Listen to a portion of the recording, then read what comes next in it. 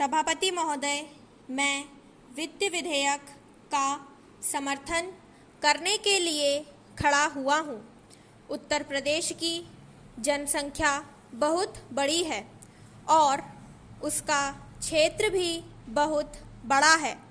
इसलिए यह आवश्यक है कि उत्तर प्रदेश को उसकी जनसंख्या और क्षेत्र के अनुसार विकास योजनाओं के लिए केंद्र से अधिक सहायता दी जाए। इसके बिना उत्तर प्रदेश की उन्नति होना असंभव है। भारत का किसान इस देश का जीवन है।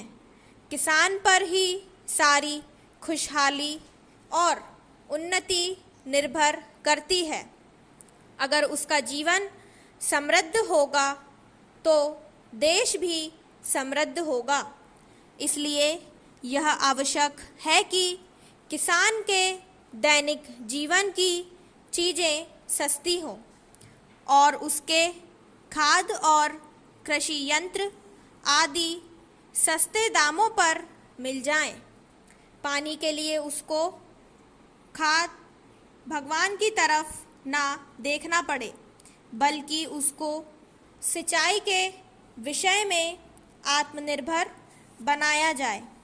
जब तक किसान को पूरी सुविधाएं नहीं दी जाएंगी, तब तक देश उन्नति नहीं कर सकता है। मेरा यह भी निवेदन है कि जिन परिवारों में खेती का काम होता है, उन परिवारों के बच्चों को कृषि विभाग में नौकरी देनी चाहिए। यह मैं आवश्यक समझता हूँ, क्योंकि उन्हें कृषि के बारे में व्यावहारिक ज्ञान होता है। Para change.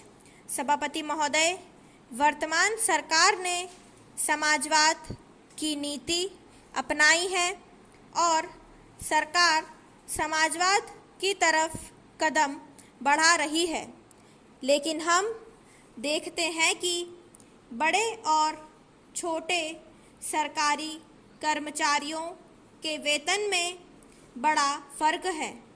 कुछ अधिकारियों का वेतन हज़ारों में है, जबकि चपरासी आदि छोटे सरकारी कर्मचारियों को सिर्फ 5,000 या 7,000 रुपये मिलते हैं। आज वेतन में यह जो फ़र्क है वह समाप्त होना चाहिए। मेरा निवेदन है कि सरकारी कर्मचारियों के वेतन में बहुत ज़्यादा का अंतर नहीं होना चाहिए। तभी हम कह सकते हैं कि हिंदुस्तान में समाजवाद है। किसान की रोज़ाना के उपयोग की चीज़ें बहुत महंगी होती जा रही हैं। देश में महंगाई दिन प्रतिदिन बढ़ रही है और सारे देश में बेचैनी फैल हुई है।